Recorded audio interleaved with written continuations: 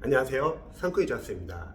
이번 영상은 아마 지역인재 구급 공무원을 준비하는 자녀를 둔 학부모님들이 계실 겁니다. 이제 저희 같은 경우는 이제 지역인재 구급 영어 과외를 제공하고 있기 때문에 문의를 많이 하세요. 자, 이번 영상은 지역인재 구급 공무원을 준비하는 이제 수험생분들을 둔 이제 학부모님들을 위한 제가 간단한 조언을 좀 드릴게요. 보통은 저한테 이제 전화로 많이 여쭤보는 게 첫 번째, 지역인재 공무원 영어를 준비하려고 하는데 이제 보통 공무원 학원은 이제 고등학생은 못 받거든요. 성인들만 받을 수 있기 때문에 지역인재 준비하는 이제 수험생들이 갈 수 있는 공무원 학원이 많지 않습니다. 그래서 지역에 있는 내신, 그러니까 수능, 영어, 특히 내신 학원들을 많이 가는 것 같아요. 그런데 저는 추천하지 않습니다. 그냥 공무원 영어 인강을 들으세요. 왜냐면 수능 영어와 공무원 영어는 다릅니다. 수능 영어는 독해가 상당히 어려워요. 그런데 공무원 영어는 한 수능 영어에서 우리 고등학교 한 2학년 수준이고 사실 지역인재 9급 영어는 더 쉽습니다. 그리고 문제는 뭐냐면 수능 영어는 어휘나 생활 영어나 문법이 많이 안 나오는데 지역인재나 공무원 영어는 많이 나옵니다. 그래서 지역에 있는 내신 영어 학원을 가면은 잘 모르세요. 그리고 학생의 그 지역인재 그룹에 맞춰가지고 강의를 할 수 있는 것도 아니고요. 그래서 주변에 있는 내신 학원은 갈 필요가 없습니다. 차라리 인강으로 공무원 영어 인강으로 공부하기를 추천드립니다. 그리고 두 번째는 보통 지역인재를 이제 구급을 준비하시는 수험생분들이 학교 다니는 중에 시험 봐가지고 붙는 경우는 많지는 않을 거예요. 왜냐면 자체적으로 내신도 이제 시험을 준비하고 있기 때문에 지역인재 공무원을 준비할 수 있는 시간이 너무 적어요.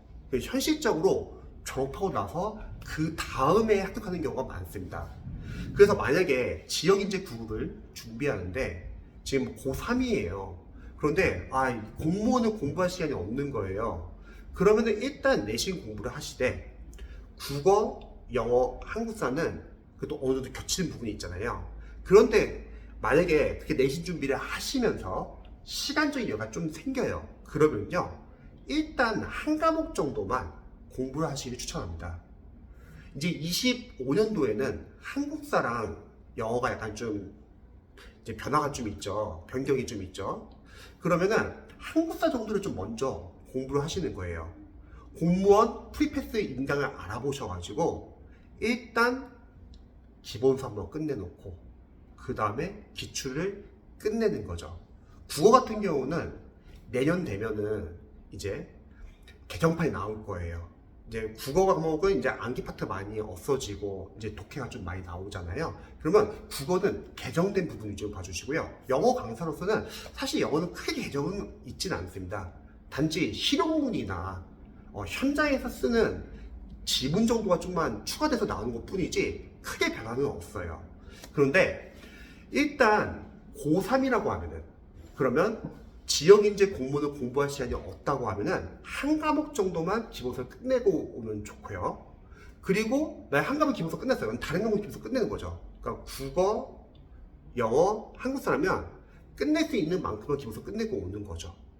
그리고 나서 이제 12월이 딱 지나고 나서 이제 방학이 되고 나서 집중적으로 이제 다음 시험을 준비하시면은 그 다음 해는 해볼만 합니다. 그래서 학부모님들이 고민이 많으실 거예요. 합격생분들 얘기 들어보면요. 학교에서는 잘 몰라요, 솔직히. 왜냐면 인원이 많지 않기 때문에.